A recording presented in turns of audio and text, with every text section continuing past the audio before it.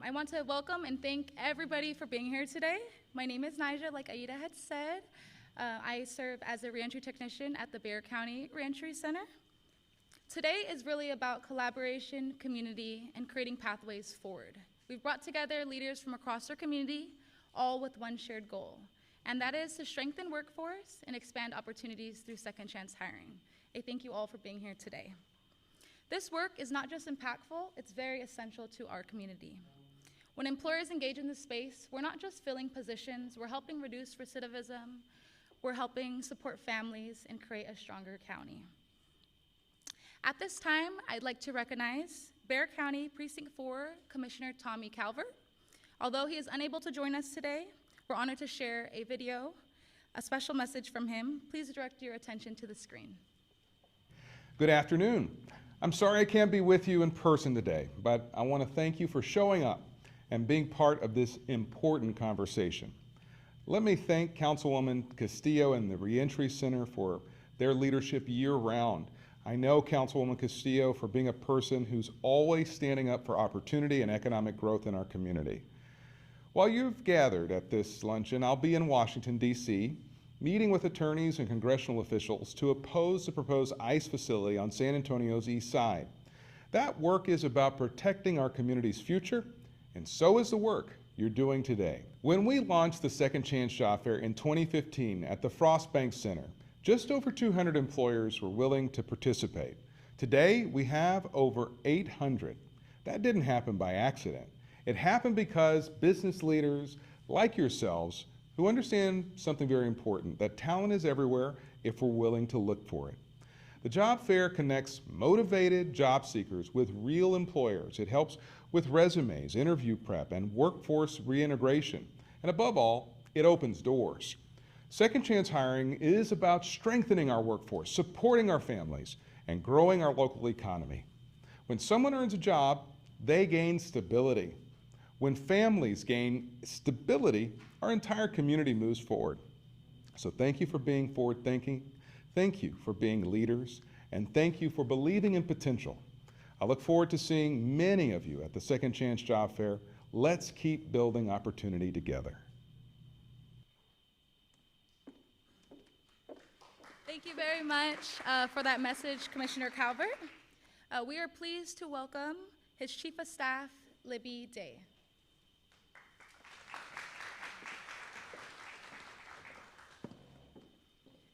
Thank you, Nija, and welcome everybody to the Double Height Courtroom. I know it looks a little bit different than it does on our Commissioners' Court days, and although Commissioner Calvert can't be here, we're very happy that you are here today and able to join us. The success of the reentry initiatives is heavily dependent on solid employment partners, and we're very grateful that you are all here to learn and contribute to that mission. While we're very grateful to the 800 employers that have already engaged with the Reentry Center, we hope that after today, if you have not yet signed up to participate on April 15th at the Second Chance Job Fair, you'll do that with us.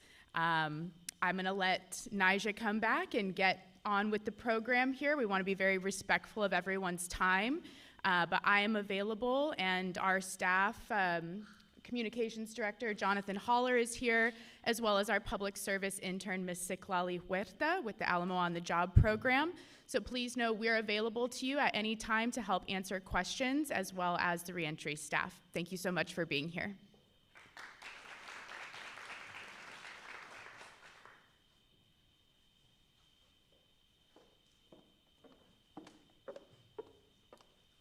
Thank you, Libby. We appreciate your support and everything that you do for the Reentry Center.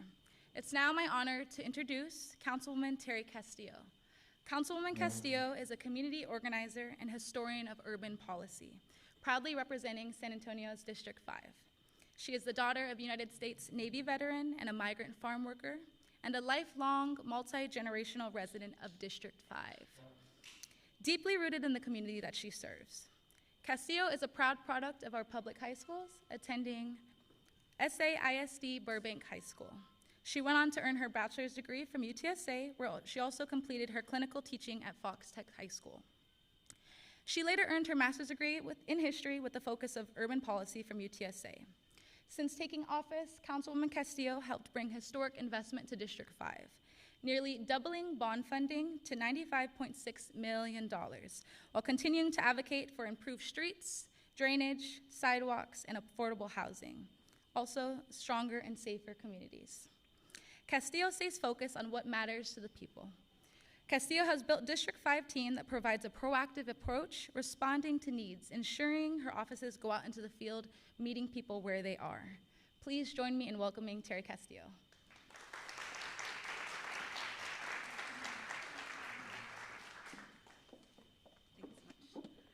Thank you so much. I'm really grateful to be here. Councilmember Teri Castillo, want to commend Commissioner Calvert and the Reentry Center for the work that they do day in and day out to ensure that we continue to move Bexar County and the city of San Antonio forward. As mentioned, I'm Councilmember Teri Castillo, and I represent both the west and southwest side of the city of San Antonio, and I'm a lifelong and generational resident of District 5. And according to All of Us or None, which is a nonprofit that works with formerly incarcerated individuals, District 5 and the 78207 zip code in particular has the highest concentration of formerly incarcerated individuals and the highest concentrations of individuals with felony records. And as a lifelong resident of that area, that means that I grew up with exposure, and meaning that people I love are currently in the Texas Department of Criminal Justice, and people I love have been in and out of the state and federal prison. And what that looks like is seeing firsthand the opportunity or lack thereof when it comes to second chance opportunities. For far too many Bexar County families and across the United States, finding access to opportunity, workforce opportunity, there are many barriers. And what we know is in terms of individuals that have gone through the carceral system, oftentimes we find what is called collateral impacts, right? Which means higher risk rather, or less opportunity in terms of accessing quality housing, barriers in terms of accessing quality workforce opportunities, and ensuring that folks get access to federal programs, which many of you all may be familiar with. That's why we're grateful that the city of San Antonio and the county have invested in workforce development programs to provide opportunity in spite of having a criminal record. And the model with the Ready to Work program, and I'm grateful with Joel and Mike Ramsey who are going to talk on this initiative, is that it provides opportunity who may have criminal records. And what that means is providing opportunity to our residents with wraparound services. Again, we're grateful in the District 5 community, right? We are also home to the county jail. We're also grateful that we're home to the Neighborhood Place, which houses the Goodwill Manufacturing Pilot Program, and grateful for the Ready to Work initiative that's always out conducting workforce training and trying to recruit individuals to participate in these really important programs. Now, what we hear from residents, right, is oftentimes, and employers and nonprofits who work with formerly incarcerated individuals, is that they're grateful that there are programs in place to train individuals. One of the barriers that we've heard from participants of the program, as well as some of the nonprofits, like for example, Nino of Christus Ministries, is oftentimes individuals may have a record, have received the training, the certification, so on and so forth, but when it comes to finding a quality job, oftentimes there's barriers. And oftentimes it may be one of the lowest paid jobs within that employment opportunity. So working with nonprofits, working with formerly incarcerated individuals, with Big Homies Initiative and All of Us or None, what they've highlighted and what we co-created was a council consideration request, which is how as city council members we move policy forward.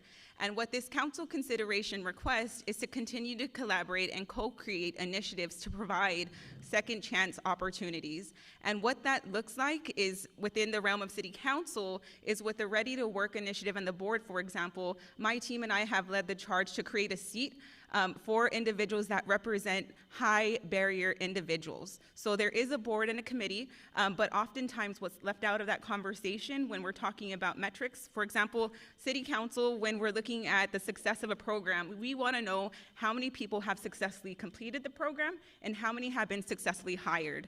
But what we fail to acknowledge is that not every individual, good to see you, when folks are going through the process, we're seeing that there's barriers for specific demographics, right? And with the Ready to Work program, folks self-identify if they have a criminal record. It's not required. But what we're hearing from some of the providers is oftentimes it takes longer for folks to hire, right? But what we've heard from some of our providers, businesses rather in the community and the nonprofit providers, is that we know, and as mentioned at the beginning, that these are individuals that are ready to re-enter and work and provide and serve their family, their communities. And it's going to take collaboration to ensure that we provide that opportunity, and a priority for our team, especially serving on the Economic and Workforce Development Committee, is as the City of San Antonio is incentivizing development, how can council set the expectation that we are providing second chance opportunities? And the ultimate goal here is that when we have stronger individuals, we have stronger families, and we have stronger communities. Investing in individuals that have criminal records is an investment in the overall health of our county, and we can't miss an opportunity to make amendments when it comes to our incentives as a city, and we need to carve out any opportunity to bring people in and along to workforce opportunity. I'd be remiss if I didn't thank many of the employers that are here today that are already doing this great work. And I'd like to learn from you all in terms of how can we continue to incentivize you all to hire from our community and to give that second chance opportunity at a livable quality wage with benefits, right? Because that's what we know everyone deserves. So I look forward to learning from you all what that looks like. I know many of you all provide that opportunity because I've had the privilege of touring many District 5 businesses like Kielbasa Sausage, Stevens & Sons, who provide many of these second chance opportunities to our community members. But as we develop and recalibrate, whether it's Ready to Work or whatever incentive program that the City of San Antonio has, my goal and expectation of council is how we continue to incentivize high quality jobs for individuals with criminal records. And because of that initiative, what I will say is this is one of the CCRs that our council office, our field office rather, has received a lot of questions from community members. So every time we file a policy, whether it's on housing, infrastructure, animal care service, sometimes we'll get calls. This has been one of the policies in which we've had constituents beyond our district say, how can I plug in my son? How can I plug in my daughter to this initiative? Has it started? Where is it at? So I say that all to say, as mentioned, right, 95% of the individuals that are incarcerated will be released, and we need to ensure that we're connecting them with opportunity to re-enter society and live a quality life. You know, next month, I'm very excited that my cousin's going to be paroled out of TDC. But I'm worried, right? Because we know when there isn't opportunity, folks find opportunity in terms of if they can't find a way to get to work, they'll get to work, right? In a way that they can provide for their family. And it's not always the best path forward, and that's when we see recidivism. And when I think about, you know, my family and the people I love, right? I want to ensure that there's opportunity for every Bexar County, City of San Antonio resident, because it's not just my family. The statistics show that the majority of us in here know someone who's been incarcerated or justice involved. And it's about opportunity and collaboration. So I look forward to continuing to work with Commissioner Calvert and the county, and of course, the folks providing opportunity on how, when we are working on incentives, again, we're talking about Project Marvel for the City of San Antonio, how can we ensure that we're providing opportunity, again, not just with livable wages and benefits, but opportunity to move within the ranks within that industry. That's our goal as a council office, and that's why we filed this council consideration request, because you know, as a community organizer, I believe that those that have been most impacted should lead initiatives. And that's why I'm proud that the CCR that we drafted was in collaboration with All of Us or None and the Big Homies Initiative, because they have the lived experience in terms of the barriers. And that's why it was important for us to also meet with employers to see where is there opportunity for us to incentivize you to tap into this very talented and committed pool of folks that are eager and ready to work. So with that being said, we're very excited for council to continue to discuss and tease out what this policy looks like. but it also goes hand in hand with the jail diversion initiative that our office is also spearheading. We know that there's opportunity to divert and rehabilitate individuals, and we need to ensure that on the housing front, we're taking the same initiative. And that's why I'm proud that yesterday during the Planning and Community Development Committee, we're also looking at how we can work at providing transitional housing for folks that are currently being released, as well as other living arrangements, right? Because what we know is oftentimes when folks are trying to get paroled out, if you don't have an address, sometimes it creates a delay in terms of being released from the prison system. So we need to ensure that as a council member, that we're looking at the wraparound services, right? It's a workforce opportunity, but also we need to make sure folks have a place to live. And often there's barriers in terms of folks with criminal records to identify places to live that are affordable and quality. So we're proud that at the City of San Antonio, we are trying to take a holistic approach, but we need great partners like the employers that are willing to hire and provide that opportunity. So with that, I'm going to just thank all the employers for the opportunity that you provide. I look forward to learning from you all where you see there's opportunity and value to incentivize hiring individuals, giving them a second chance. But lastly, I did want to just commend Commissioner Calvert for his initiative for always leading in terms of providing second chance opportunities. But there's plenty of more work ahead, and I look forward to collaborating with you all and learning what y'all believe best practices are, because it's going to take a collaborative to ensure that we get to a point where folks provide an opportunity and that we all thrive as a community. So thank you all so much. Thank you.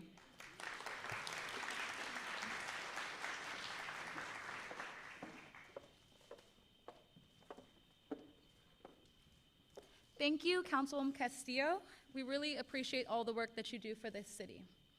Next ahead, we have Joelle Morgan. Joelle serves as the Assistant Director of Workforce Development for the City of San Antonio. He brings over 20 years of experience across education and workforce systems. His work has spanned organizations including Goodwill, the County of Los Angeles, and San Juan Valley College. He is deeply committed to connecting individuals to meaningful employment and helping employers build strong, sustainable teams. Joel is a dedicated family man married to his high school sweetheart. They have 7 children and 2 grandchildren. Please help me in welcoming Joelle Morgan.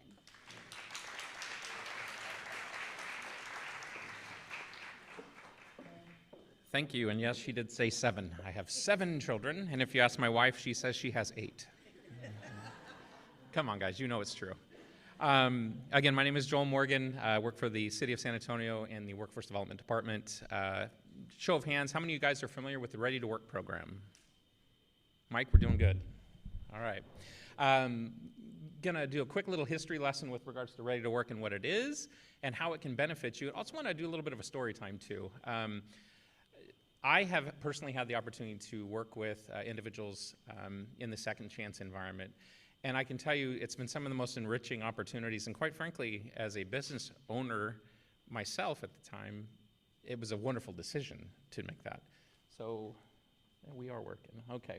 So real quick, what is the Ready to Work program and why do we have it? Again, the whole point, at the height of the pandemic, if y'all can go back a couple years, it was some pretty tough stuff, specifically out here in San Antonio. And if you look at the color codes here on the map, it highlights some of the things that we all know were present, but really came to a head during the pandemic, which is the income inequality or the income gap. The darker colors are the ones that are more heavily impacted. Those are individuals that are on the lower end of the socioeconomic spectrum, and then obviously the further out, the lighter colors are a little more affluent.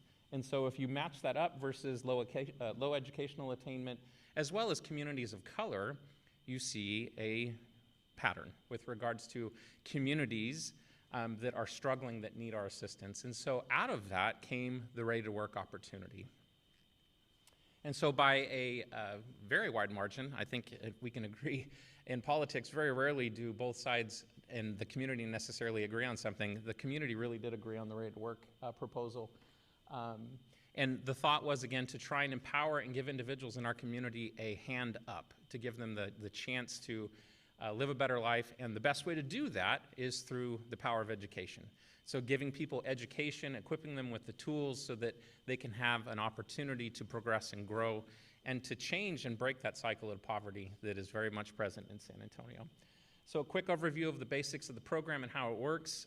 It is a training and employment program. The whole basis of the program is to bring people in, identify their barriers and their opportunities, assess them where their skills are at, get them on a training pathway to be able to highlight those attributes that they have, and then place them with you all. Give opportunities for them to connect and meet the needs that our employers have in the community. We do that through case management. We do that through helping with some of the barriers. Second Chance is obviously one of those. Childcare, housing, transportation, things of that nature. So in order to be eligible for the program, again, this is designed to filter in, not filter out, 18 years of age and above. And obviously there are some income restrictions that we look at. One of the shifts that the Ready to Work program made versus some other programs on both the state and federal level, we look at individuals on an individual basis, not just a family household income basis. So individuals can qualify either as a household based upon the income restrictions of up to $78,000 per household, or as an individual up to $37,000 and change. Big difference, I'll tell you, when, and I've done this work for a long time, sometimes you get individuals specifically here in San Antonio where you get communal living. You'll get aunties and uncles, brothers and sisters, and everyone living under the same household where individually they don't make enough money, but collectively they wouldn't qualify because the household would be making too much money. Deborah, you know this, we've argued about this many a time with regards to that, and it's sad that they're filtered out. In Ready to Work, that is not the case. We look at them on an individual basis. Oh, one last thing, didn't want to hit on this too, they have to be residents within the city of San Antonio in order to be able to receive Ready to Work dollars, and or we honor our veterans. So any veteran in Bexar County also has the ability, even if they are not a resident within the city boundaries, to also receive services under the Ready to Work program. Yes, absolutely. Scale, massive. The amount of work that we're trying to do in Ready to Work. I mean, any of y'all have been doing workforce development for a long time, these numbers are unheard of. 39,000 individuals coming through the process, training a total of 28,000 and 15,600 individuals placed into jobs. Massive, massive scale.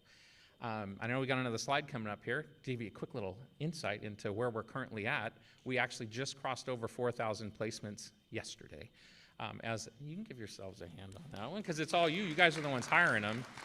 Massive momentum. And I would tell you, actually, we've had 1,000 placements just in the last 4 months. So it's definitely hitting scale. And it's because of all you. And you're hiring and you're putting your money where your mouth is, hiring these graduates. This is outdated information. I wanted to say that so you can see the jump. That was back in December. So we've gained a little over 200 placements just since December. So great opportunities and great movement with regards to the program. Have you guys seen this dashboard before? Anybody, raise your hand, seen this dashboard? This is public facing. I will make sure that we put it out in the notes so you all have the ability to see it. It's taxpayer funded. Anyone and everyone should have the opportunity to see where their tax dollars are going to work, and that is what we do here at Ready to Work. There was an impact study that was done with regards to the program that talks about the effectiveness of every dollar that's invested into this program. Again, it's made available to try and lift up the most vulnerable within our communities. And so this impact study that was done illustrates that basically it's, for every $1 that's invested into the program, $61 is given back in the form of a return on investment. Don't want to get too geeky going into the numbers on this, but how do we come up with that number? If someone is earning additional money, and then through the Ready to Work program, it's 30,000 plus, they're making more than they were when they came in. That's massive. $30,000 more per individual that comes into that, to the program is making on average in Ready to Work. That's what fuels that investment. They're able to get off public assistance. They're able to take care of themselves. They're able to break that cycle to where their children and their grandchildren will have a better opportunity. So that is that type of investment. And we're doing additional analysis, so we'll put out some more for you here in the next couple months or years showing the effectiveness of your investment. But I'm here to tell you it is very, very impactful. Here are our target industries. So again, we look at different target industries within the program that we focus in on. You probably see your sector listed up there. We have partnerships with many of you. We have currently over 650 pledged employers that are part of our list that say they want to work with the Ready to Work program and hire graduates. Very robust list. If you're not on that list, this gets you on that list so that we can start funneling pipelines of participants and graduates to your needs. So let's talk about some of the different tools. And before I do this, I want to tell a little story. I told you I was going to do a story time. She noted in kind of my quick bio that I also come from education. So I cut my teeth working in the education sector, and in specific, a junior college. And so we were doing a launch of a HVAC program. Actually, it was an industrial maintenance tech program. And we did a workshop. And so we had people from the community that were coming in learning about the program. And I spent an hour talking about it. We had some employers get up there and talk about it. And at the end of the training, or the orientation session, there was a young Hispanic gentleman. I think he was probably, 34, 35 years old. And he came walking up to me and he says, "Hey, Mr. Morgan, I want to get into this program, but you mentioned at the very end of your orientation that individuals with backgrounds probably wouldn't be considered. Can I ask you why?" And I said, "Well, it's employer-based. If a lot of the employers that we're working with, you needed a Department of Defense clearance, and you wouldn't be able to clear it, so I don't want to put you into the training if I can't get you a job." He started to tear up, and he says, "I want this. Is there anything I could possibly do?" And I invited him to my office the next day, and we had a conversation. We were chit-chatting and talking, and he made such an impression on me that I said, "Yes, I'm going to do a waiver. I'm going to get you in." And I will tell you, my boss wasn't necessarily pleased that I was doing that because it was against protocol. But I brought Rudy into the school and took a little bit of a chance personally by doing that. Rudy, to give you a little history of who he was, Rudy was running with gangs when he was a kid and was accessory to murder. Serious stuff, and he went away for quite a while for that. He had been out and had changed his ways and was a family man and had children, but he could never attach to community and have a job that would allow him to take care of his family. And he was having a tough time on the fringes trying to make it work. Rudy, to go full circle, at his graduation day was my valedictorian. Now, when I made him commit on the front end that I was going to put my neck out there for him, I looked at him and I said, "You're going to commit with me too. You got to be better than everybody else. You can't miss class. You got to be an A student." He took that to heart, and he had 100% attendance, and he was my valedictorian of my class. And to tell you the truth, even above and beyond that, when I was advocating out, and I personally advocated with a couple employers to say, "This guy's top notch, you need to take a look at him," that even was a challenge, even with those credentials, for them to give him a chance. I can tell you, I still communicate with him on Facebook, and that was 7 years ago that he graduated. He is now I'm trying to think of his exact title. He's basically number 2 in the manufacturing facility that he works in, highly trusted, just an amazing employee. And all it took was someone willing to advocate for that gentleman and for an employer to take a chance. And they were rewarded. Now, I will tell you, for every Rudy, there's also individuals that maybe it doesn't work out. But for y'all that have been working in HR for a long time, is there really a magic pill just because someone's reentry or not? It doesn't always work out regardless. The whole point of this conversation is to open your eyes to, there's a pipeline of talent out there that you can have access to that others aren't even in that space competing with you on. Why wouldn't you take a look at it? So let me show you a couple tools where Ready to Work can help you compete and be able to soften the blow a little bit and give you opportunities to hire or at least look at some of these individuals. So we have 3 different programs I want to talk about. On-the-job training. So this is where you are the employer of record. You hire these individuals. However, you can qualify to have the city, through the Ready to Work program, reimburse back a percentage of that individual's wages during the introductory period. So let me tell you how that works.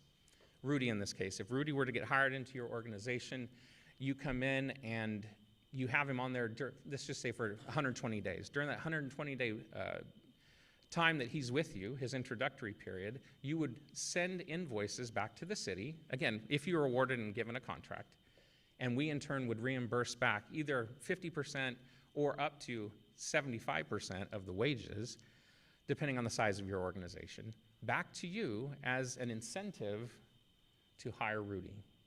That's pretty enticing. Up to $10,000 worth. I've been in business. That's a good chunk of money. Pay It Forward program. This one's really interesting. So interns, anyone in here use interns? Raise a hand. You guys use interns? Summer internship? Okay, similar type program, but again with Ready to Work. So you're hiring and bringing on, well, not necessarily hiring, you're bringing on an intern. You're not the employer of record. We actually have a third party that acts as the employer of record. You in turn train, work with this individual, again, during that probationary period to kind of give them an opportunity to see what your organization is like and to decide if you want to bring them on board, okay? 100% subsidized by the city of San Antonio. We're paying all the wages. At the end of that period, and you have to make a decision, am I going to hire them on or am I going to let them go? If you hire them on, you reimburse back all those wages back to the city. You pay it forward. If you don't, no harm, no foul. The city paid for all of that. You got labor out of this individual, you train that individual, and the benefit for them is they get experience. They can put that on their resume. Everyone wins, okay? And the idea of Pay It Forward is then go do it again, and you have another opportunity. I look at it almost as hiring insurance, quite frankly. It gives you an opportunity to, you know, give you the ability to have some funding cover, because we know some hires don't work out. This is a wonderful, wonderful tool. Underutilized, you have access to that. Last one, apprenticeships. We're a big push, we push apprenticeships big. Leslie Cantu, I know, is going to come up here in a little bit and talk. Leslie is the queen with regards to when it comes to reentry and the apprenticeship models. We're big believers in that. It's a way for you, and we can help support and set that up or continue to develop your apprenticeships to develop your talent the old school way that we used to by training and moving people through that process and keeping and retaining your talent, okay? I know I talked a lot. I need to get off stage here so that we can have someone else come on board. But again, I want you to know and understand that the Ready to Work program is your program. We are here and our staff are present to really assist and help as much as we possibly can. And I can tell you specifically for the reentry talent pipeline, it is robust. There's tons of strong talent. There was a guy that showed up to one of our listening sessions that we put on a couple months ago. This gentleman was an executive, a professional, educated, had some challenges in his life, knocked him down to his knees professionally, and he wasn't getting any opportunities and chances. Came through the Ready to Work program. He is now, in turn, working his way back up, and then, oddly enough, he's now working as a quasi-case manager, advising and working with other second chance individuals to teach them the pathway, how to move forward. Good talent. They need you. They need those opportunities. So I appreciate you coming today and spending some time with us. And if you have any further questions, my staff and I will be present here as well as at any time to work with you. So thank you.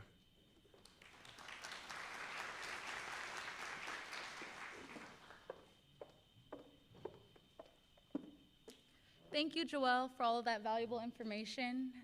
And thank you for sharing your story about Rudy. That's something that I definitely can relate to. I sit with people every day in my office, some of which I had a guy just 2 days ago with a master's degree. A lot of people have different trainings and certifications, which are really valuable to a lot of your guys' workforce. Let's welcome our next speaker, Erica McDonald. Erica McDonald serves as the HR Director of Community Bible Church and brings over a decade of HR leadership experience across nonprofit and for-profit sectors. Inspired by the heart and vision of CBC's lead pastor, Dr. Ed Newton, she helped launch Breakthrough to Employment, an initiative designed to equip, educate, and empower injustice-involved individuals to discover their God-given purpose and pursue meaningful employment. Please join me in welcoming Erica McDonald.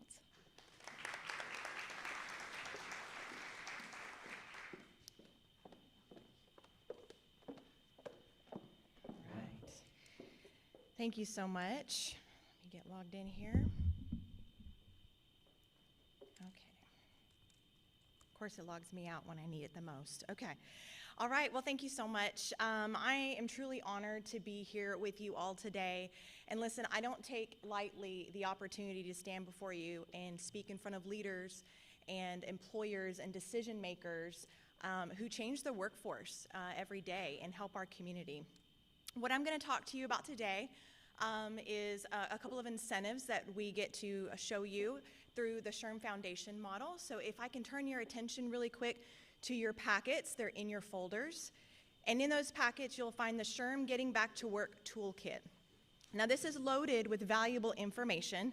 And as much as I'd love to spend a lot of time walking through all of the content with you, I can't do that, but I will touch on a few key points to help guide you through the material. And for those of you who are not familiar with SHRM, SHRM just stands for Society of Human Resource Management. This is a national association for HR professionals, and they have a nonprofit arm called Foundation, which is where this toolkit has come from. So you'll look through the toolkit, you'll see first there's information and support, data supported, of research that they have done as it pertains to the why. Why do people want to get plugged into the Second Chance community? They'll also go over some compliance tools, things about laws, regulations, best practices, things that will help you be fair and consistent as you step into this new pathway, but also keep you out of trouble if we're honest. And then, of course, they'll talk about the importance of a reputable background check provider. So not all background check providers are created equal. So if you didn't know that, I implore you to learn more about that because it's very interesting information. But also it talks to you about interviewing, you know, what you can and cannot say. It gives you tips on individual assessments as well as a decision matrix, meaning just the guidelines of why you make the decisions that you do based on criminal history. So really great stuff. What we're going to cover today is going to be incentives and support.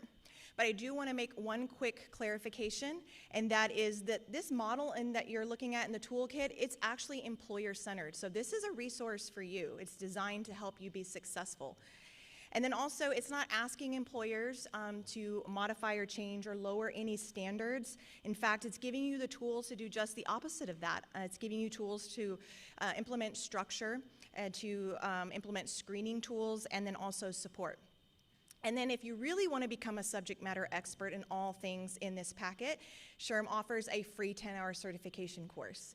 So if you've got somebody that could take advantage of that, I would encourage you to do that. That would be fun. Okay, so why are we here? Oh, y'all didn't tell me I wasn't clicking the buttons. Y'all are quiet. Okay, why are we here? So, there are many different reasons why you might be here today, maybe even different motivations, but generally speaking, I just wanted to touch on some noteworthy examples of things that you might be experiencing. I know I've certainly heard other employers who have experienced some of these as well, like talent pipeline challenges. So I like to say, gone are the days that we post and pray, okay?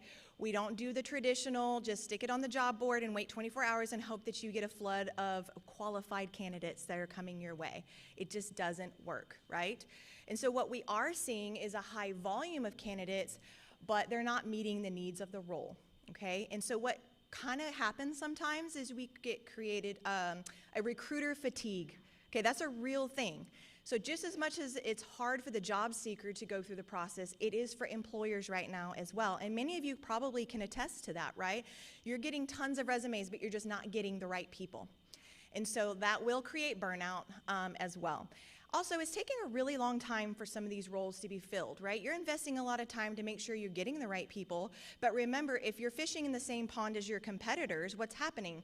You're both going after the same group of qualified individuals, which means that you may get all the way down to making an offer and they ghost you. Okay, ghosting, anybody heard of that term? That's a relatively common term now. Or your competitor takes them from you and now you're back to the drawing board and restarting the clock. So some of this is what's happening out in the workforce today. And then I'll say skills gaps as well. We're showing that there is a change in the skill gaps, so meaning faster than the education programs can keep up with. So there was a time when a recent graduate with a bachelor's degree and maybe an internship of experience under their belt would slide into your organization, no problems, and then they go and retire and do a great job. But unfortunately, that's just not enough anymore because their workforce is changing so fast, right? So modern technology like AI, I mean, we can barely, I say we, I'm an employer, we can barely keep up with what that means for our organizations, right? And so imagine our education system's trying to keep up with that. So there's going to be skill gaps even right out of the education systems. Now, there is also something that we're noticing is that there's a demand for trades, a very high demand, but unfortunately we're not seeing a good supply of folks being able to jump into those trades. And this is good news for second chance hiring because your trades are going to be offering more flexibility. They're looking for things like good attitudes, work ethic, maybe hands-on learning. And so that's good news for the second chance community for sure. And then I would also say that there's a heart posture change. And it's okay to admit this. Beyond business needs, of course, many employers are motivated by a heart posture that values fairness, accountability, and second chances. But here's the thing, there's many organizations that have already been pioneering this, okay? They've already been tilling the ground in the world of second chance, and they're reporting great news. They're reporting that measurable positive outcomes with their second chance hiring programs. So this is good news for you if you've not tried this. All right, next, talking about a shift in hiring culture. So I tell employers all the time, it's important that you look at hiring character over capability, because skills can be taught. Character, not so much. Not to say that you can't change, but it takes a lot of time to invest in changing character, okay? That stuff's ingrained in us. So what I would recommend is doing what a lot of employers are doing, and they're focusing and prioritizing different things. For example, reliability and accountability. I mean, apparently coming to work on time is really difficult. So when you get somebody, it's like you've landed on a gold mine, right? Or how about somebody who owns up to their own actions, right? Hey, my bad, I made a mistake. That's a rarity as well. But great characters, right? How about coaching and willingness to learn? You don't want to know it all. You don't want somebody who thinks that they can do it all the time. You've got to be somebody that's humble enough to say, hey, I may know some things, but I bet I can learn a few things too.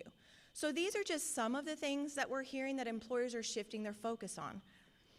SHRM research shows that employers increasingly struggle to find candidates with those soft skills, which is what we're talking about, even when the technical qualifications exist. So they may look really good on paper, but you get them in and you find out they don't communicate well. You find out they're not good team players. You find out they don't show up to work on time, even though they're wholly qualified for the role. So just some things to think about. All right. Another staggering statistic that I just wanted to share with you, and you'll see this in your packets as well. Many of you may have heard that nearly 700,000 men and women each year are being released from prison, and they're looking for jobs. Pretty staggering. You just heard earlier, it's 1 in 3 that have a criminal history. So we're not talking about a small pool of people, okay? So what I thought was really interesting is that they're reporting that 55% of hiring managers are willing to take individuals with criminal records. They're like, hey, bring them to me. I want them. I need them. I need good people who want to work and work hard, right? But unfortunately, what we're finding is only 5% of the hiring managers that reported that are saying their organizations are actually tapping into that community pool. So there's a gap in our organizations. So if there's a willingness, maybe the policies don't align with those practices, or maybe your leadership hasn't quite bought in on the idea just yet. So I wanted to just plant this here and let you think about kind of what's going on with your organizations and how maybe we can do better, okay? Because they're just opportunities. All right, so let's talk about the incentives really quick. So many business owners aren't aware that there are opportunities to improve their cost per hire. And here are a few examples, and we just heard about the Ready to Work incentives as well. So the federal government offers employers with individuals identified in a targeted group a return, right? It says here, if you can read in that small font there, it's a tax credit against their income taxes. If you're a nonprofit or tax exempt, then you can claim those against your payroll taxes. It can be anywhere from $2,400 or $9,600 back in your pocket or your organization's pocket. So it's generally about 40% of the qualified first-year wages for someone who works 400 plus hours in a year. If you do the math, that's like 8 hours in a week. I think that's doable, okay? So definitely a great opportunity to get that incentive from the federal government.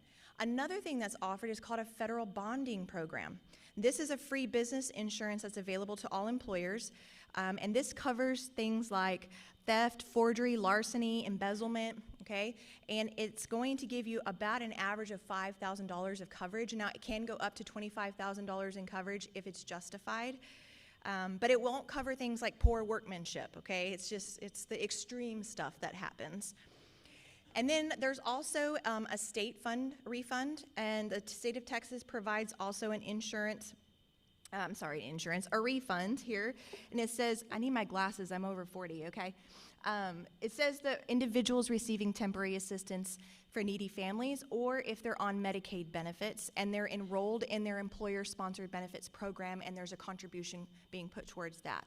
So those would be qualifying things as well to get advantage of the state tax refund. So these are just a few that I wanted to point out to you. I implore you to look more into that if you've got more questions. I don't claim to be a tax expert, but I do have the information because I knew some of you might come up to me and ask me. So I'm ready for your questions. All right, so here's my favorite slide, support and partnerships. I would say that the second chance hiring really works best if employers are not doing it alone, which is why we're here today, right? We're trying to partner, we're trying to network together. There's no need to recreate the wheel. There are amazing resources available to assist your hires. Also, we work better together, okay? If we try to do it alone, it's just not gonna work. And job seekers, they need wraparound support services. Now, the job is wonderful. You give them the job, but sadly, that's not always enough, okay? Because there's other barriers that come along with them. And so if you can partner with great organizations like the folks that are in this room today, you might be able to meet those needs before we get to a really ugly conversation of termination. And then you find out there were some preventative things that we could have done as employers. So I encourage you to create that relationship, build that trust with them, and then that allows you to open doors to offer support to them. And then also the community partnerships, it's incredible, okay? I'm fairly new to this community. I'm very passionate about it. It's something that I have been discovering along with some of you. And I have found that some of the resources are just phenomenal, like job readiness training. We've got continuing education programs that are out for qualified individuals, coaching and accountability training, transportation assistance, food assistance, document recovery, you name it. This is not an all-inclusive list. And they're all sitting in the room today. And so you can imagine, you know, what help that might be for some of the new hires that you bring on board. Here's a partner spotlight, okay? Again, not all inclusive. But if you're new to this and you're not familiar with a lot of these organizations, here's a great way to get started. We've got Bexar County Reentry Center, most obviously. They're a great resource. They have a lot of things that they can get you plugged into. Lifetime Recovery, you know, they are helping individuals overcome addiction and rebuild their lives through recovery support. Worthy People, whom you're going to hear more about in a little bit. Super excited that Cody Ford is here with us today. And shameless plug, Community Bible Church. Okay, CBC just launched an initiative to help train and develop individuals to gain their confidence back, teach them resume, interview tactics and tips, and helping them just get connected with a lot of employers. So that's really exciting. So I implore you to look up at each and every one of these partners. All right, so I know what you're thinking. Okay, Erica, I'm ready. I'm bought in, but what do I need to do? So here's where the HR person comes out in me, okay? So first you need to review your current policies and adjust your hiring policies, okay? That means that the stuff that we're talking about that's in that packet that you're learning, you're gonna have to update your policies to match that so that when you're ready to step into this role, you've got the support of your policy. Once you do that, you actually need to align it to real practice. So we can design beautiful policies and actually not follow them, correct? And some of you may have experienced that, not in your current job, of course, but in your previous jobs, for sure.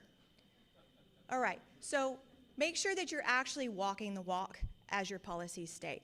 Also, do your best to understand applicable laws and regulations. Again, it's not just to keep you out of trouble, although that's important, but also to keep you fair and consistent across the board. These laws and regulations are not to tell you no, it's actually to help those be treated with fairness and equality. And so we want to help support that.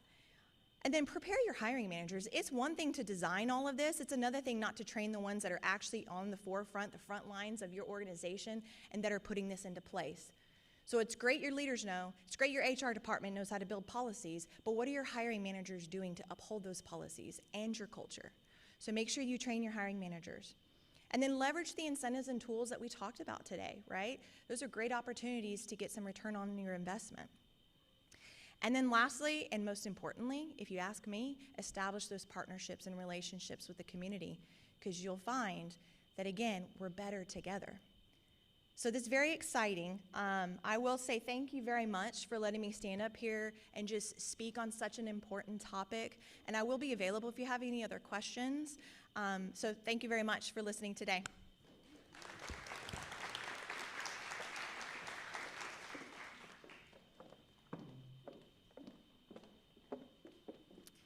In San Antonio, we have such a strong community and so many great partners that we can rely on here. Next, we are honored to hear from Leslie Cantu. Leslie serves as the Vice President of Administration for Toyotetsu, Texas, where she oversees human resource, environmental health and safety, security, and accounting. With over 20 years of experience in automotive manufacturing, she has been instrumental in advancing workforce development initiatives and building strong industry partnerships. She also serves in multiple leadership roles across the region, including Workforce Solutions Alamo and Texas Fame, helping shape the future of our workforce pipeline. Please join me in welcoming Leslie Cantu.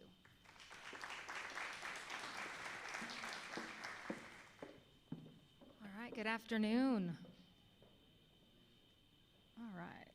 Okay, well, I am so excited to be here, and I'm even more excited to see the number of employers in this room that are maybe just getting into fair chance hiring or thinking about fair chance hiring. So that makes me very excited to be able to share Toyotetsu's journey with you in hopes that we can help you along your own journey. So I know I have a very short period of time today, but I'm going to promise you a few deliverables in this short period of time. I'm going to share my journey. I'm going to explain why our company got involved in second chance hiring and the success that we've experienced. My goal is to also provide you with some tools, best practices, and resources that can help you along your journey. And then I'd like to be able to help you create a business case for you to take back to your decision makers, to get everybody within your organization on board and into a successful fair chance hiring program. There we go. Okay. So to start our journey, I'm going to have to take you back all the way to 2018. That's when we got started. I'm sure many of you, if not all of you in this room, at some point in your career have experienced challenges with a talent pipeline shortage, just not having enough people, the right skills, the right character.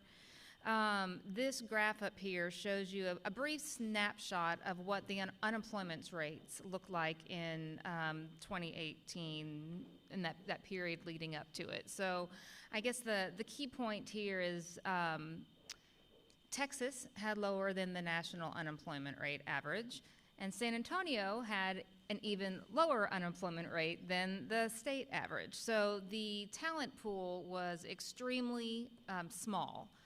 And trying to fill open positions was an extreme challenge for us, let alone being able to create new jobs and provide new opportunities. To complicate things even further, so my company is Toyotetsu, Texas. We're one of the on-site suppliers for Toyota here in San Antonio. So we are on a campus of 24 plus manufacturers, all doing very similar work in the exact same area, so extremely competitive for talent. We're all looking for the same type of talent in our area. Even though we're in the city of San Antonio, we're in a more rural part of the city, meaning we're not on a bus route. So not having a bus and having individuals that have challenges with transportation even further narrows our talent pool. So at that point, we knew that we had to start to think outside of the box.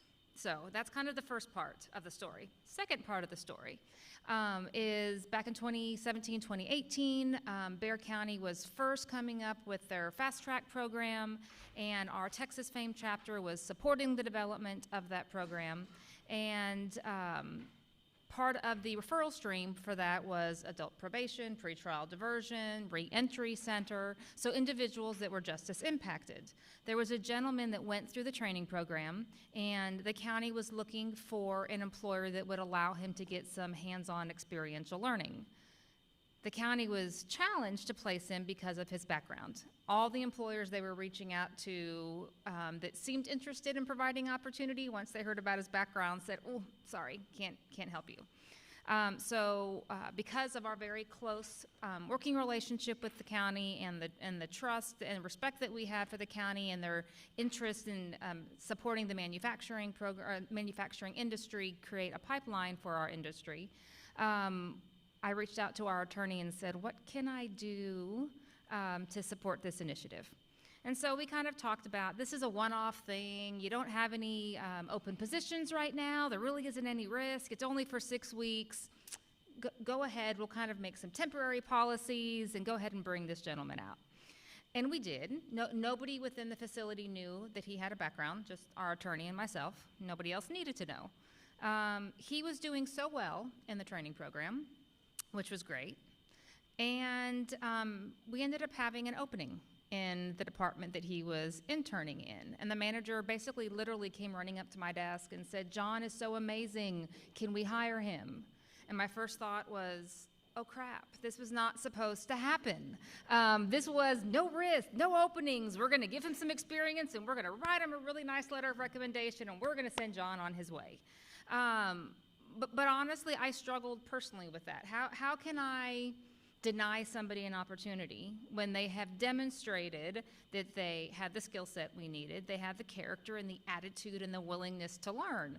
So I went back to our attorney and said, okay, I have good news and I have bad news, and it's the exact same news. John exceeded our expectations and we want to hire him. What do we need to do? And really from that, kind of the environment of not having the talent pool I needed and having a diamond in the rough that we didn't know existed, really was the spark that started our Second Chance program. And so that got us, as Erica was saying, we were looking at things like incorporating our policies or changing policies, and how do we make sure our policies are matching what we're doing in practice. So that was kind of our first step, is working with our attorney, putting that into place, and then figuring out what can we do to screen more people in than screen people out. And then, as we've heard several times today too, is how do we bring the right partners to the table? So we first reached out to Aida's team at the Reentry Center. We reached out to Workforce Solutions Alamo to talk about maybe job coach. So kind of that holistic approach that the Councilwoman was talking about earlier. We understood that there may be some barriers or challenges that this particular population had, and we wanted to set them up for success. We didn't want to just offer them jobs and say, good luck, come to work every day. We wanted to make sure that we were addressing their needs as people, to make sure that they could be successful. And then we partnered with Commute with Enterprise to help us with info sessions that we were scheduling, bringing them out to tour our facility to make sure that they understood what manufacturing is. Many people, unfortunately, don't have the accurate image of what the manufacturing industry is. So we didn't want the individuals coming to us to just accept the job because they didn't have any other options. We wanted them to accept the job because they really were interested in it and they wanted a career. So that was kind of how we set up our first program. And so you've heard a lot of talk about that holistic approach. That holistic approach is really important, but really to me, it's not just about I have to do something special for this group. We have to do something special for all of our employees, right? We have to create that environment where we're setting up all of our employees for success. Some employees have more challenges than others. And so I think when we have that mindset of understanding that we're working with humans, not robots, although we also work with robots, but in this situation, we're working with humans that are experiencing real life situations. And if they're having to worry about where their next meal is going to come from, who's taking care of their kids, their car just broke down, I don't have a place to live, there's no way that any of us can be successful in the workplace if we're stressing about these things that are impacting our livelihood and our ability to live and take care of our families. So this screenshot that I have up here is actually from the Manufacturing Institute. They actually have a toolkit and some best practices and case studies that talk about really the benefits and the importance of a holistic approach. And in the spirit of not having much time, I won't go into all the details, but I would encourage you to look online at the Manufacturing Institute's website and look at those resources that are on there. They're extremely helpful and they can go into more detail. We've also talked, you've heard several of the speakers talk about the importance of partnerships, and we need to have that right ecosystem to make sure we know how to set everybody up for success. When we got into fair chance hiring, we weren't experts. I'm still not an expert in second chance. My company is an expert in making car parts. That's what we do, right? And so we're good at that. I need people. I want people to stay. I want people that have the skills and the attitude and the characteristics that I'm looking for, but I may not necessarily be the expert in that. So I need to find the experts in our community that are good at that. And that's really that importance of the partnerships and the ecosystem that we need to create to make sure we have the right referrals and the right systems in place to support. In that toolkit that I had mentioned earlier, there is this sheet up here that really is kind of like a partnership scorecard, and it helps you as you're developing your program to understand what are you looking for, what do you need out of partners, and then help you pick the best partners that you can to support the program that you're looking to create. And I won't read all of this, but basically this is just some statistics that talk about the importance of having a holistic approach. Again, not just hiring individuals and wishing them the best and sending them out to your workplaces to keep their jobs. Really, as I mentioned, people in general, but particularly those that are justice impacted, struggle with basic need support. They struggle with housing, with food insecurities, transportation, those types of things. And so no matter all the work that you go into stepping into being a fair chance employer, you're not going to get the return on your investment if you don't have those right support systems in place. So these are just some statistics, some data that as you put together a business case, those are some things that you can reference to show the value of having those partnerships.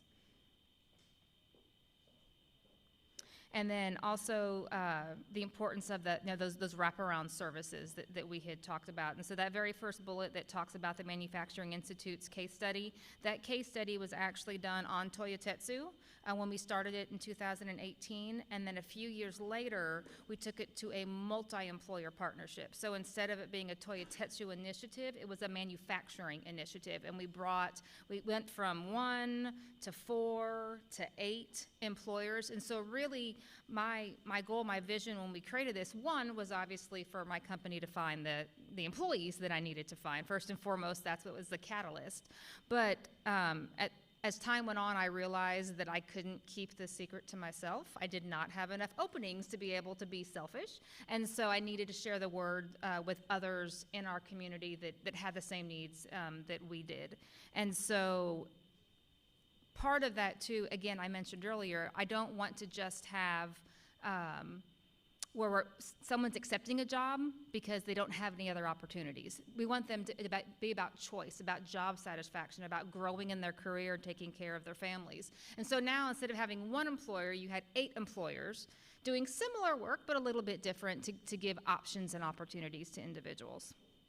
And I know I'm running short on time, but some of the best practices that we identified over the years is really avoiding that one-size-fits-all model of we never hire this, or we only hire that, or you have to have this. Really taking everything on a case-by-case basis. So when I work with community-based organizations and they ask me, tell me what backgrounds you don't work with, I'm like, I don't have a set rule. Everything's on a case-by-case basis. And what we did was we created what we call a letter of consideration. So if somebody applies and there's something that may be concerning on a background, there's a whole bunch of things that we're going to look at, right? We're going to look at how relevant it is to the work that they're doing. We're going to look at how long ago it was. We're going to look at work history before incarceration, work history after incarceration, the skill set that they bring, their interview. There's a whole gamut of things that we're going to look at. And then we ask them to complete, it's like 4 or 5 really simple questions, giving us additional information so that we can better make our decision. And that's been one of the best practices that we have seen along the way. We've also partnered with Chrysalis Ministries to create what we call a manufacturing boot camp, which just kind of helps people get acclimated to our industry, right? The importance of coming to work on time, coming to work on our uniform, staying for the full shift, communication skills, conflict resolutions, those soft skills that we're all looking at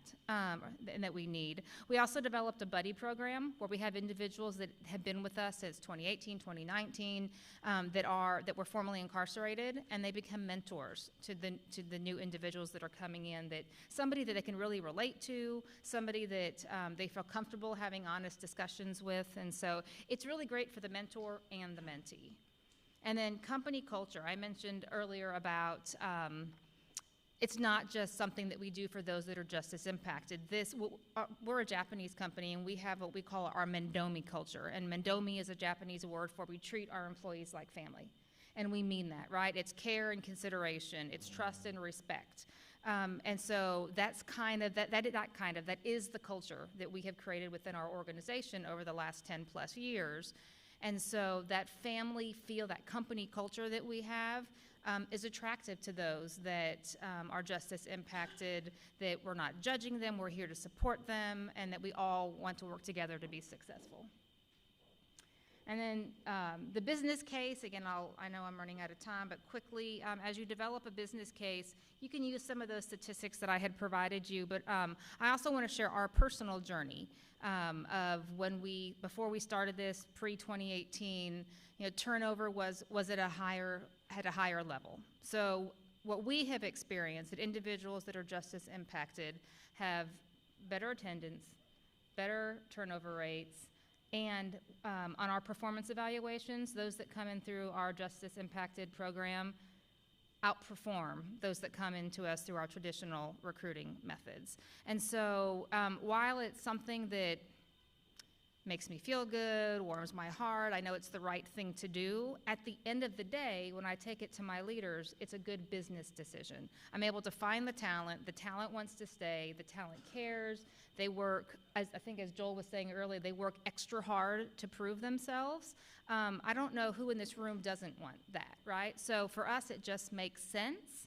And it's not just something that we do as an addition. Honestly, for us, this has become one of our primary recruitment strategies. So since 2018, we've hired over 300 justice-impacted individuals. And so it's really just incorporated into our recruitment process. And to be honest, I would say those that are probably justice impacted actually probably get a little bit preferential treatment or preferential selection than those that come in through normal recruiting methods. If I get a referral from the Reentry Center, or if I get from adult probation, that person's probably gonna go to the top of my list. When I have 2,000 applicants sitting out there and I have a referral that comes in, my team knows they're gonna pull that one out because of that holistic support and the wraparound services that come with that individual. They're probably more likely going to stay at my company than somebody that just went and applied online. So I know that's a lot in a very short period of time, but I'm happy to be a resource, answer questions, go into more detail about our journey, our story. Feel free to reach out to me. I'm sure the team here can share my contact information. I'll be here afterwards, but I commend you guys for taking the step to be here today, show an interest in becoming a fair chance employer, and we'll do whatever I can to support you guys on your journey. So thank you for your time.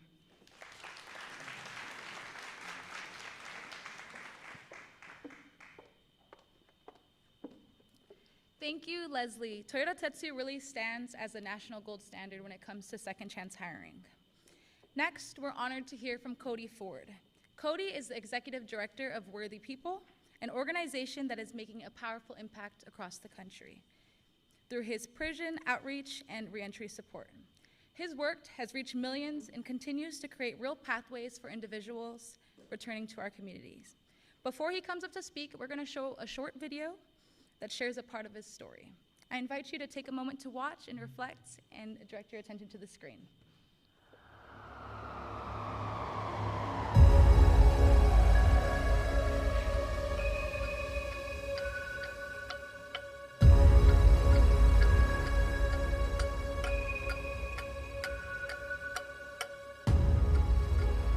I was born to a drug-addicted mother. When I was born dead. from the drug abuse of my mother, from crack cocaine, methamphetamines, alcohol, while she was pregnant with me. The doctors say on my medical records that on the 9th time of jumping my heart back, I took my first breath. Hello, my name is Cody Ford, and this is my story. I went from that situation to growing up in the projects with my brothers, drug abuse, frequent trips to the prisons to see other family members was just a natural way of life. And from that, I transitioned into myself, following the same patterns that I was around into the streets, until I was picked up by the police one night at 10 years old and taken into the foster care system. I finally went into a group home, into a very abusive setting, to where I was forced into human trafficking to work for a profit for my adopted parents, until at the age of 18 I ran away. At 18 years old on the streets, I turned to the only thing I knew, back to my family, which were deep into drug addiction, and the drugs offered me an escape from the reality of the childhood of the foster care system, from going through human trafficking. At 20 years old, I was drug addicted, homeless, on the streets. My life had led me up to a point of believing that it had no worth. I went into the prison system and got sucked into the prison culture of my anger and getting involved in gangs and getting involved in drug use while being incarcerated. I came to a point after 3 years into my sentence that I was tired of running. I was searching for something that was bigger than myself. And that's when I had an encounter with Jesus on a jail floor in a prison outside of Houston. I got down on my knees. I cried out to Jesus and I asked him if he could save me, change me, transform me. I would give my life to him. Immediately, he gave me worth. Now my wife and I, we travel all over the United States and share with other inmates in prisons to let them know that they are not defined by their mistakes. They're not defined by any labels of society, but how Jesus sees them and can change them and transform them. Cody has such a powerful testimony. Everyone, please help me introduce Cody Ford.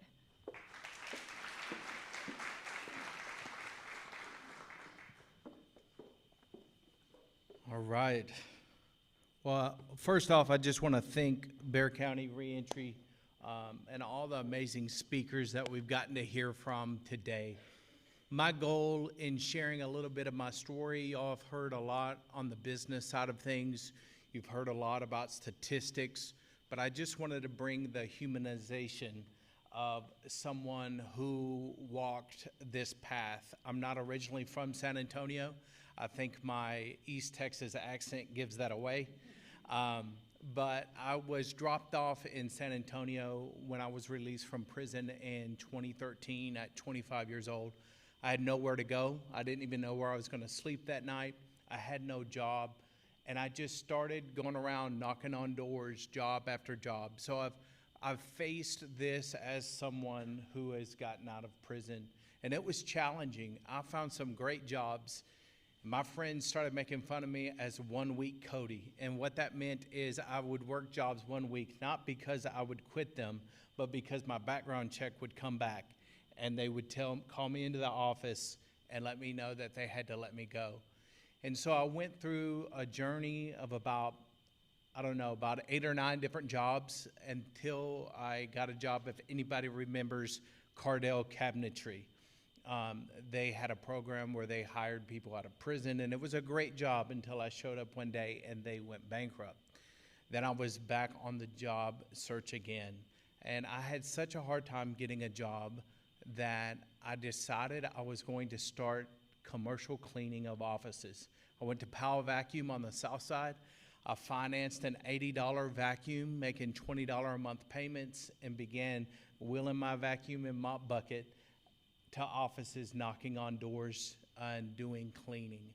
So that was my journey with my job. It began to grow, and within 2 years, we had over 75 employees, and we're doing over $2.3 million a year.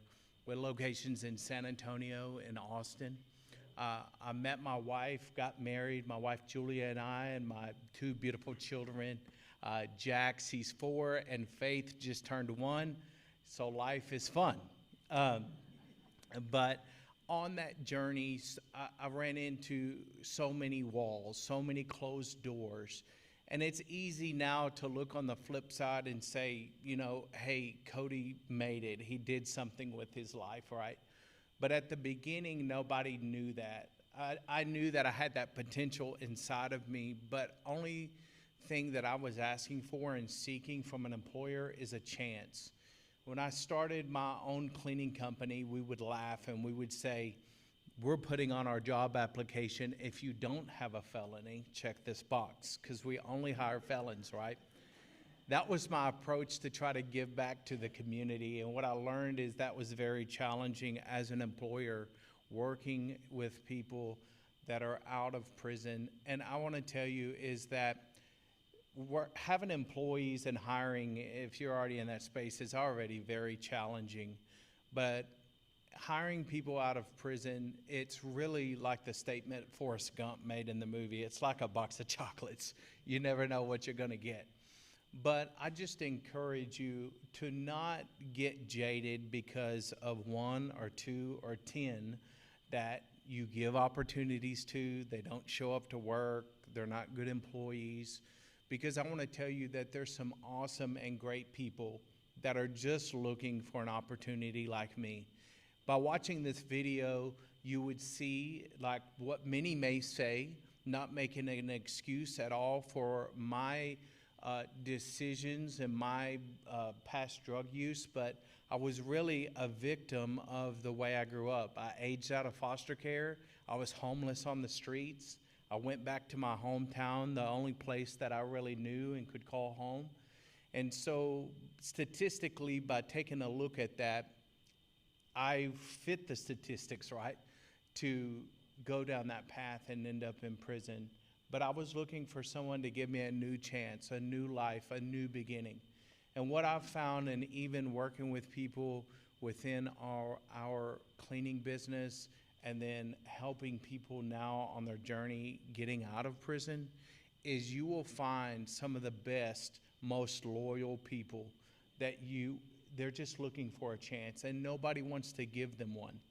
And so you will find, like somebody had spoken earlier, the diamond in the rough, so to speak. They've had so many no's. They've been through hardships. So when you give them a chance and understanding of their situation, yes, most are challenged with housing and transportation and things like that, but being willing to give them a chance and work with them. It's such a beautiful journey to watch someone come in homeless, you give them a job, and within a month they get their car. 3 months later, they're getting their apartment, they're moving in, you see them start their family or reestablish a family with their children, and they come to you and they say, without you giving me the opportunity, I wouldn't be successful today. I wouldn't have my family back, my kids back. And so I invite you to be able to take a chance on people. We're in about 85 prisons a year, and so many programs and great things are going on within the walls of prisons for rehabilitation. But what many people find, and over 8,000 people are released from the Texas prison system to Bexar County every year. And the conversations that they have with me is there were great programs and great opportunities in prison, but they can't find it when they come here. And so I invite you, like I said, to give them that opportunity. Many people are looking for a chance. As we just reflect and not look at backgrounds, not look at labels, we see people, because every person represents a son, a daughter, a mother, a father, a grandparent, a person. And just like me, they don't have to be defined by their mistakes. They don't have to be defined by their past. And you giving them that opportunity and working with them, it lets them realize like they're human again. It's not just what everybody says it's going to be great and all these people are going to help you. They actually get to really see that. And I love a statistic that was shared with me, is that it shows that on the 5th time that a person out of prison is told no to a job is when they go back to what got them into prison. And so we're here today in this room just to be an answer to what our community needs. Because as we work together, we can rebuild people's lives, families, and our community. And we can help shape the stigma that comes with people that are sometimes looked at by their mistakes. That people aren't just felons, they're not convicts, that they're people. And I thank everybody for being here in this room today and willing to take a chance. We call it second chance, right? But if most of us even look at our own lives, we all are a second chance, right? And a miracle to even be where we are today. And so my wife and I, we lead Worthy People. We have a podcast in the prisons. It's received over 88 million views within the prison. So we have a leading podcast, and we actually get hit up from people that get out across the nation, right?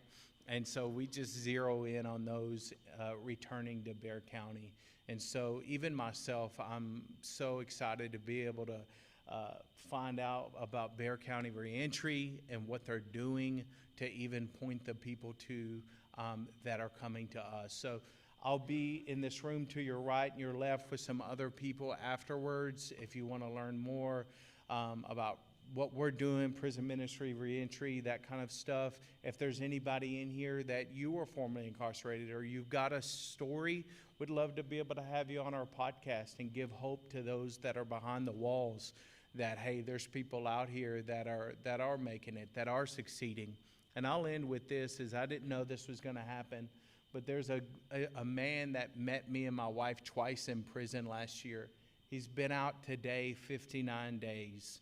Out of prison, and he's here today and he's rebuilding his life. He's starting his journey, and he's just one of many that are getting out and starting their journey. So I just invite you, with everything that you have heard here today, to do whatever you got to do just to be able to give a chance and believe into people who were just like me.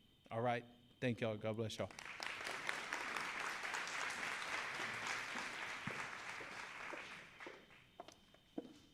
Thank you, Cody, for that powerful testimony.